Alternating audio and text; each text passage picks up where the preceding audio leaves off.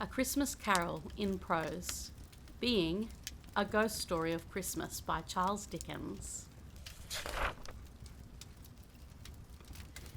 Preface. I endeavour in this ghostly little book to raise the ghost of an idea, which shall not put my readers out of humour with themselves, with each other, with the season, or with me. May it haunt their houses pleasantly, and no one wish to lay it.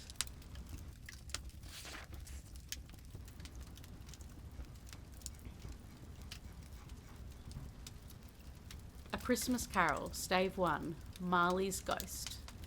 Marley was dead to begin with. There's no doubt whatever about that.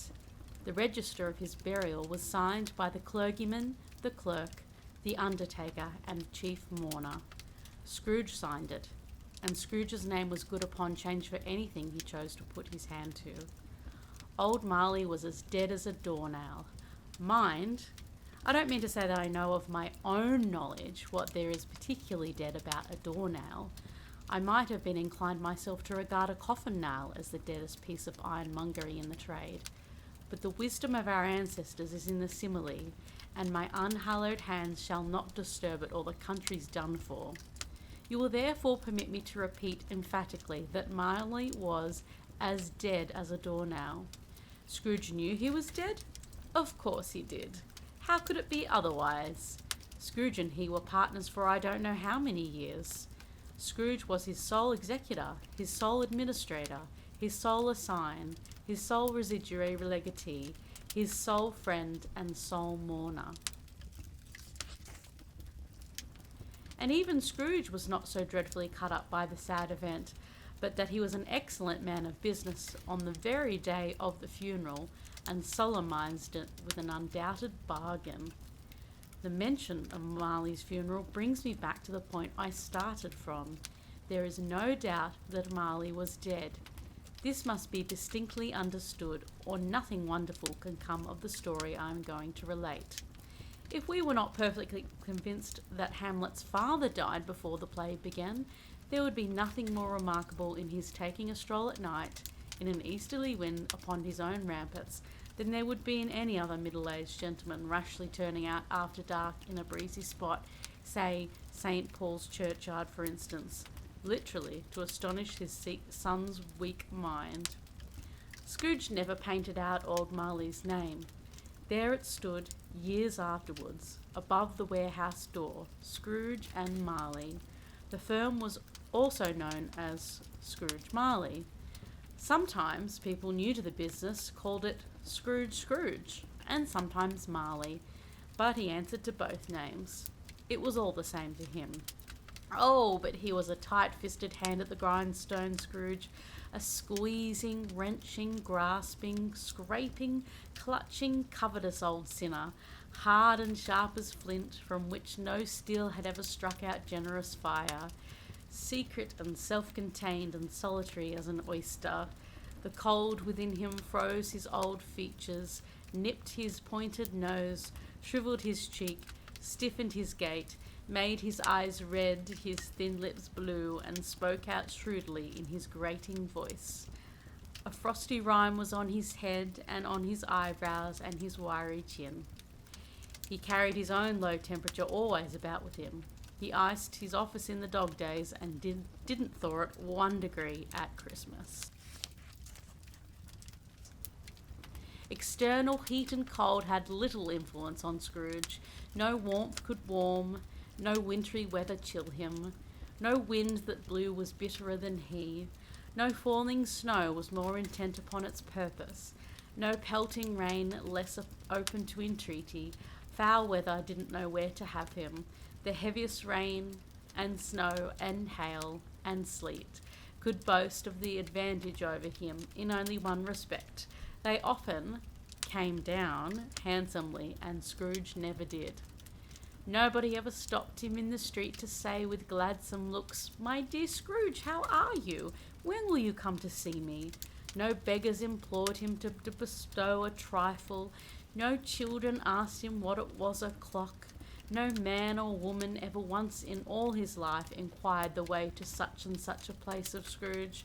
Even the blind men's dogs appeared to know him, and when they saw him coming on, would tug their owners into doorways and up courts, and then would wag their tails as though they said, "No eye at all is better than an evil eye, dark master." But what did Scrooge care? It was the very thing he liked, to edge his way along the crowded paths of life, warning all human sympathy to keep its distance, was what the knowing ones call nuts to Scrooge. Once upon a time, of all the good days in the year, on Christmas Eve, old Scrooge sat busy in his counting house. It was cold, bleak, biting weather, foggy withal, and he could hear the people in the court outside go wheezing up and down, beating their hands upon their breasts and stamping their feet upon the pavement stones to warm them. The city clocks had only just gone 3, but it was quite dark already. It had not been light all day, and candles were flaring in the windows of the neighbouring offices, like ruddy smears upon the palpable brown air. The fog came pouring in at every chink and keyhole, and was so dense without that although the court was of the narrowest, the houses opposite were mere phantoms. To see the dingy cloud come drooping down, obscuring everything, one might have thought that nature lived hard by and was brewing on a large scale.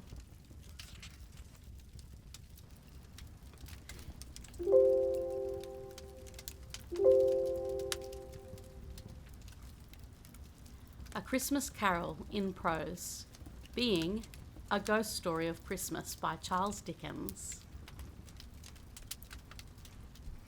Preface. I endeavour in this ghostly little book to raise the ghost of an idea, which shall not put my readers out of humour with themselves, with each other, with... Wherefore the clerk put on his white comforter and tried to warm himself at the candle, in which effort, not being a man of strong imagination, he failed. "A Merry Christmas, Uncle! God save you!" cried a cheerful voice. It was the voice of Scrooge's nephew, who came upon him so quickly that this was the first intimation he had made of his approach. "Bah!" said Scrooge. "Humbug!" He had so heated himself with rapid walking in the fog and frost, this nephew of Scrooge's, that he was all in a glow. His face was ruddy and handsome. His eyes sparkled and his breath smoked again. "Christmas a humbug, Uncle?" said Scrooge's nephew. "You don't mean that, I am sure." "I do," said Scrooge. "Merry Christmas! What right have you to be merry? What reason have you to be merry? You're poor enough." "Come then," returned the nephew gaily, "what right have you to be dismal? What reason have you to be morose? You're rich enough." Scrooge, having no better answer ready on the spur of the moment, said "Bah!" again, and followed it with "Humbug." "Don't be cross, Uncle," said the nephew. "What else can I be?" returned the uncle, "when I live in such a world of fools as this? Merry Christmas! Out upon Merry Christmas! What's Christmas time to you but a time for paying bills without money, a time for finding yourself a year older and not an hour richer, a time for balancing your books and having every item in 'em through a round dozen of months presented dead against you? If I could work my will," said Scrooge indignantly, "every idiot who goes about with Merry Christmas on his lips should be boiled with his own pudding and buried with a stake of holly through his heart, he should." "Uncle," pleaded the nephew. "Nephew," returned the uncle sternly, "keep Christmas in your own way and let me keep it in mine." "Keep it?" repeated Scrooge's nephew. "But you don't keep it." "Let me leave it alone then," said Scrooge. "Much good it may do you. Much good it has ever done you." "There are many things from which I might have derived good, by which I have not profited, I dare say," returned the nephew. "Christmas among the rest. But I am sure that I have always thought of Christmas time when it has come around, apart from the veneration due to its sacred name and origin. If anything belonging to it can be apart from that, as a good time, a kind, forgiving, charitable, pleasant time, the only time I know of in the long calendar of the year when men and women seem by one consent to open their shut-up hearts freely, and to think of people below them as if they really were fellow passengers to the grave, and not another race of creatures bound on other journeys. And therefore, Uncle, though it has never put a scrap of gold or silver in my pocket, I believe that it has done me good, and it will do me good, and I say God bless it." The clerk in the tank involuntarily applauded, becoming immediately sensible of the impropriety. He poked the fire and extinguished the last frail spark forever. "Let me hear another sound from you," said Scrooge, "and you'll keep your Christmas by losing your situation." "You're quite a powerful speaker, sir," he added, turning to his nephew. "I wonder you don't go into Parliament." "Don't be angry, uncle. Come, dine with us tomorrow." Scrooge said he would see him. Yes, indeed he did. He went the whole length of the expression and said that he would see him in that extremity first. "But why?" cried Scrooge's nephew. "Why?" "Why did you get married?" said Scrooge. "Because I fell in love." "Because you fell in love," growled Scrooge, as if that were the only thing in the world more ridiculous than a Merry Christmas. "Good afternoon." "Nay, uncle, but you never came to see me before that happened. Why give it as a reason for not coming now?" "Good afternoon," said Scrooge. "I want nothing from you. I ask nothing of you. Why cannot we be friends?" "Good afternoon," said Scrooge. "I am sorry with all my heart to find you so resolute. We have never had any quarrel to which I have been a party, but I have made the trial in homage to Christmas, and I'll keep my Christmas humour to the last. So a Merry Christmas, uncle." "Good afternoon," said Scrooge. "And a Happy New Year." "Good afternoon," said Scrooge. His nephew left the room without an angry word notwithstanding. He stopped at the outer door to bestow the greetings of the season on the clerk, who, cold as he was warmer than Scrooge, for he returned them cordially. "There's another fellow," muttered Scrooge, who overheard him. "My clerk, with 15 shillings a week, and a wife and family, talking about a Merry Christmas. I'll retire to Bedlam." This lunatic, in letting Scrooge's nephew out, had let 2 other people in. They were portly gentlemen, pleasant to behold, and now stood with their hats off in Scrooge's office. They had books and papers in their hands and bowed to him. "Scrooge and Marleys, I believe," said one of the gentlemen, referring to his list. "Have I the pleasure of addressing Mr. Scrooge or Mr. Marley?" "Mr. Marley has been dead these 7 years," Scrooge replied. "He died 7 years ago, this very night." "We have no doubt his liberality is well represented by his surviving partner," said the gentleman, presenting his credentials. It certainly was, for there had been 2 kindred spirits. At the ominous word liberality, Scrooge frowned and shook his head and handed the credentials back. "At this festive season of the year, Mr. Scrooge," said the gentleman, taking up a pen, "it is more than usually desirable that we should make some slight provision for the poor and destitute, who suffer greatly at the present time. Many thousands are in want of common necessities. Hundreds of thousands are in want of common comforts, sir." "Are there no prisons?" asked Scrooge. "Plenty of prisons," said the gentleman, laying down the pen again. "And the union workhouses?" demanded Scrooge. "Are they still in operation?" "They are, still," returned the gentleman. "I wish I could say they were not." "The treadmill and the poor law are in full vigour then?" said Scrooge. "Both very busy, sir." "Oh, I was afraid from what you said at first that something had occurred to stop them in their useful course," said Scrooge. "I am very glad to hear it." "Under the impression that they scarcely furnish Christian cheer of mind or body to the multitude," returned the gentleman, "a few of us are endeavouring to raise a fund to buy the poor some meat and drink and means of warmth. We choose this time because it is a time, of all others, when want is keenly felt, and abundance rejoices. What shall I put you down for?" "Nothing," Scrooge replied. "You wish to be anonymous?" "I wish to be left alone," said Scrooge. "Since you ask me what I wish, gentlemen, that is my answer. I don't make myself merry at Christmas, and I can't afford to make idle people merry. I help to support the establishments I have mentioned. They cost enough, and those who are badly off must go there. Many can't go there, and many would rather die." "If they would rather die," said Scrooge, "they had better do it, and decrease the surplus population. Besides, excuse me, I don't know that." "But you might know it," observed the gentleman. "It's not my business," returned Scrooge. "It's enough for a man to understand his own business and not to interfere with other people's. Mine occupies me constantly. Good afternoon, gentlemen." Seeing clearly that it would be useless to pursue their point, the gentleman withdrew. Scrooge resumed his labours with an improved opinion of himself, and in a more facetious temper than was usual with him. Meanwhile, the fog and darkness thickened so that people ran about with flaring links, proffering their services to go before horses and carriages and conduct them on their way. The ancient tower of a church, whose gruff old bell was always peeping down slyly at Scrooge out of a Gothic window in the wall, became invisible and struck the hours and quarters in the clouds, with tremulous vibrations afterwards, as if its teeth were chattering in its frozen head up there. The cold became intense. In the main street, at the corner of the court, some labourers were repairing the gas pipes and had lighted a great fire in the brazier, round which a party of ragged men and boys were gathered, warming their hands and winking their eyes before the blaze in rapture. The water plug being left in solitude, its overflowing suddenly congealed and turned to misanthropic ice. The brightness of the shops where holly sprigs and berries crackled in the lamp heat of the windows made pale faces ruddy as they passed. Poulterers' and grocers' trades became a splendid joke, a glorious pageant with which it was next to impossible to believe that such dull principles as bargain and sale had anything to do.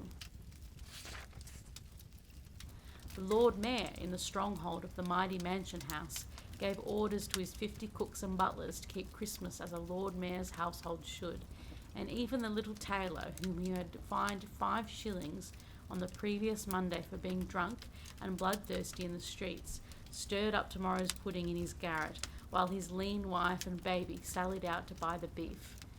Foggier yet, and colder, piercing, searching, biting cold. If the good Saint Dunstan had but nipped the evil spirit's nose with a touch of such weather as that, instead of using his familiar weapons, then indeed he would have roared to lusty purpose. The owner of one scant young nose, gnawed and mumbled by the hungry cold, as bones are gnawed by dogs, stooped down at Scrooge's keyhole to regale him with a Christmas carol, but at the sound of "God rest you, merry gentlemen, may nothing you dismay," Scrooge seized the ruler with such energy of action that the singer fled in terror, leaving the keyhole to the fog and even more congenial frost. At length the hour of shutting up the counting-house arrived. With an ill will, Scrooge dismounted from his tool and tactically admitted the fact to the expectant clerk in the tank, who instantly snuffed his candle out and put on his hat. "You'll want all day tomorrow, I suppose," said Scrooge. "If quite convenient, sir." "It's not convenient," said Scrooge, "and it's not fair. If I was to stop half a crown for it, you'd think yourself ill-used, I'll be bound." The clerk smiled faintly. "And yet," said Scrooge, "you don't think me ill-used when I pay a day's wages for no work." The clerk observed that it was only once a year. "A poor excuse of picking a man's pocket every 25th of December," said Scrooge, buttoning his great coat to the chin. "But I suppose you must have the whole day. Be here all the earlier next morning." The clerk promised that he would, and Scrooge walked out with a growl.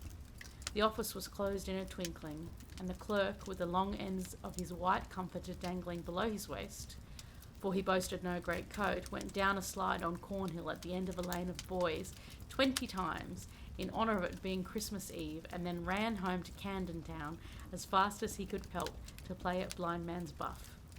Scrooge took his melancholy dinner in his usual melancholy tavern, and having read all the newspapers and beguiled the rest of the evening with his banker's book, went home to bed. He lived in chambers which had once belonged to his deceased partner.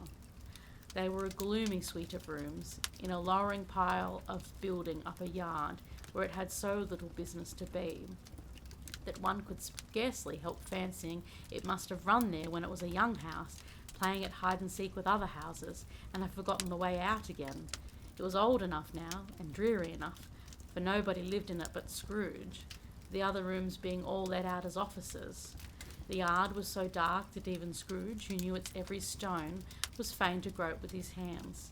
The fog and frost so hung about the old black gateway of the house that it seemed as if the genius of the weather sat in mournful meditation on the threshold. Now, it is a fact that there was nothing at all particular about the knocker on the door, except that it was very large. It is also a fact that Scrooge had seen it night and morning during his whole residence in that place. Also, that Scrooge had a little of what is called fancy about him, as any man in the city of London, even including, which is a bold word, the corporation, alderman, and livery. Let it also be borne in mind that Scrooge had not bestowed one thought on Marley since his last mention of his 7 years dead partner that afternoon. And then let any man explain to me, if he can, how it happened that Scrooge, having his key in the lock of the door, saw in the knocker, without its undergoing any immediate process of change, not a knocker, but Marley's face. Marley's face! It was not impenetrable shadow, as the other objects in the yard were, but had a dismal light about it like a bad lobster in a dark cellar. It was not angry or ferocious, but looked at Scrooge as Marley used to look, with ghostly spectacles turned up on its ghostly forehead. The hair was curiously stirred as if by breath or hot air, and though the eyes were wide open, they were perfectly motionless. That and its livid colour made it horrible, but its horror seemed to be in spite of the face and beyond its control rather than a part of its own expression. As Scrooge looked fixedly at this phenomenon, it was a knocker again. To say that he was not startled, or that his blood was not conscious of a terrible sensation to which it had been a stranger from infancy, would be untrue. But he put his hand upon the key he had relinquished, turned it sturdily, walked in, and lighted his candle. He did pause, with a moment's irresolution, before he shut the door. And he did look cautiously behind it at first, as if he half expected to be terrified with the sight of Marley's pigtail sticking out into the hall. But there was nothing on the back of the door except the screws and nuts that held the knocker on, so he said "pooh-pooh" and closed it with a bang. The sound resounded through the house like thunder. Every room above and every cask in the wine merchant's cellar below appeared to have a separate peal of echoes of its own. Scrooge was not a man to be frightened by echoes. He fastened the door and walked across the hall and up the stairs, slowly too, trimming his candle as he went. You may talk vaguely about driving a coach and six up a good old flight of stairs or through a bad young Act of Parliament, but I mean to say you might have got a hearse up that staircase and taken it broadwise with the splinter bar towards the wall and the door towards the balustrades, and done it easy. There was plenty of width for that, and room to spare. Which is perhaps the reason why Scrooge thought he saw a locomotive hearse going on before him in the gloom. Half a dozen gas lamps out of the street wouldn't have lighted that entry too well, so you may suppose that it was pretty dark with Scrooge's dip. Up Scrooge went, not caring a button for that. Darkness is cheap, and Scrooge liked it. But before he shut his heavy door, he walked through his rooms to see that all was right. He had just enough recollection of the face to desire to do that. Sitting room, bedroom, lumber room, all as they should be. Nobody under the table, nobody under the sofa, a small fire in the grate, spoon and basin ready, and the little saucepan of gruel. Scrooge had a cold in his head, upon the knob. Nobody under the bed, nobody in the closet, nobody in his little dressing gown, which was hanging up in a suspicious attitude against the wall. Lumber room as usual, old fire guard, old shoes, 2 fish baskets, washing stand on 3 legs, and a poker. Quite satisfied, he closed his door and locked himself in. Double locked himself in, which was not his custom, thus secured against surprise. He took off his cravat, put on his dressing gown and slippers, and his nightcap, and sat down before the fire to take his gruel. It was a very low fire indeed, nothing on such a bitter night. He was obliged to sit close to it and brood over it before he could extract the least sensation of warmth from such a handful of fuel. The fireplace was an old one, built by some Dutch merchant long ago and paved all around with quaint Dutch tiles designed to illustrate the scriptures. There were Cains and Abels, Pharaoh's daughters, queens of Sheba, angelic messengers descending through the air on clouds like featherbeds, Abrahams, Belshazzars, apostles putting off to sea in butter boats, hundreds of figures to attract his thoughts, and yet that face of Marley, 7 years dead, came like the ancient prophet's rod and swallowed up the whole. If each smooth tile had been a blanket first, with power to shape some picture on its surface from the disjointed fragments of his thoughts, there would have been a copy of old Marley's head on every one. "Humbug," said Scrooge, and walked across the room. After several turns he sat down again. As he threw his head back in the chair, his glance happened to rest upon a bell, a disused bell that hung in the room and communicated, for some purpose now forgotten, with a chamber in the highest story of the building. It was with great astonishment, and with a strange inexplicable dread, that as he looked he saw this bell began to swing. It swung so softly in the outset that it scarcely made a sound, but soon it rang out loudly, and so did every bell in the house. This might have lasted half a minute or a minute, but it seemed an hour. The bells ceased as they had begun together. They were succeeded by a clanking noise deep down below, as if some person were dragging a heavy chain over the casks in the wine merchant's cellar. Scrooge then remembered to have heard that ghosts in haunted houses were described as dragging chains. The cellar door flew open with a booming sound, and then he heard the noise much louder on the floors below, then coming up the stairs, then coming straight towards the door. "It's humbug still," said Scrooge. "I won't believe it." His colour changed, though, when, without a pause, it came on through the heavy door, and passed into the room before his eyes. Upon its coming in, the dying flame leapt up, as though it cried, "I know him, Marley's Ghost," and fell down again. The same face, the very same. Marley in his pigtail, usual waistcoat, tights and boots, the tassels on the latter bristling like his pigtail and his coat skirts, and the hair upon his head. The chain he drew was clasped about his middle. It was long and wound about him like a tail, and it was made, for Scrooge observed it closely, of casp boxes, keys, padlocks, ledgers, deeds, and heavy purses wrought in steel. His body was transparent, so that Scrooge, observing him and looking through his waistcoat, could see the 2 buttons on his coat behind. Scrooge had often heard it said that Marley had no bowels, but he never believed it until now. No, nor did he believe it even now, though he looked the phantom through and saw it standing before him, though he felt the chilling influence of its death-cold eyes, and marked the very texture of the folded kerchief bound about its head and chin, which wrapper he had not observed before. He was still incredulous and fought against his senses. "How now?" said Scrooge, caustic and cold as ever. "What do you want with me?" "Much," Marley's voice, no doubt about it. "Who are you? Ask me who I was." "Who were you then?" said Scrooge, raising his voice. "You're particular for a shade." He was going to say "to a shade," but substituted this as more appropriate.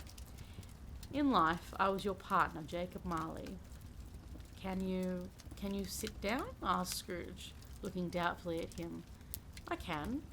"Do it, then." Scrooge asked the question because he didn't know whether a ghost so transparent might find himself in a condition to take a chair, and felt in the event of it being impossible, it might involve the necessity of an embarrassing explanation. The ghost sat down on the opposite side of the fireplace, as if he were quite used to it. "You don't believe in me," observed the ghost. "I don't," said Scrooge. "What evidence would you have of my reality beyond that of your senses?" "I don't know," said Scrooge. "Why do you doubt your senses?" "Because," said Scrooge, "a little thing affects them. A slight disorder of the stomach makes them cheats. You may be an undigested bit of beef, a blot of mustard, a crumb of cheese, a fragment of an underdone potato.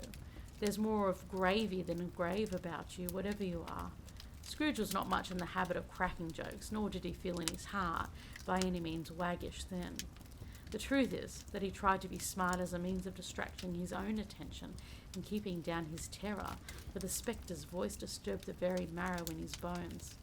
To sit staring at those fixed glazed eyes in silence for a moment would play, Scrooge felt, the very deuce with him.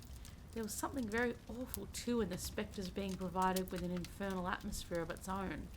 Scrooge could not feel it himself, but this was clearly the case, for though the ghost sat perfectly motionless, its hair and skirts and tassels were still agitated as by the hot vapour from an oven. "You see this toothpick?" said Scrooge. returning quickly to the charge, for the reason just assigned, and wishing that it were only for a second to divert the vision's stony gaze from himself. "I do," replied the ghost. "You are not looking at it," said Scrooge. "But I see it," said the ghost, notwithstanding. "Well," returned Scrooge, "I have but to swallow this, and be for the rest of my days persecuted by a legion of goblins, all of my own creation. Humbug, I tell you, humbug."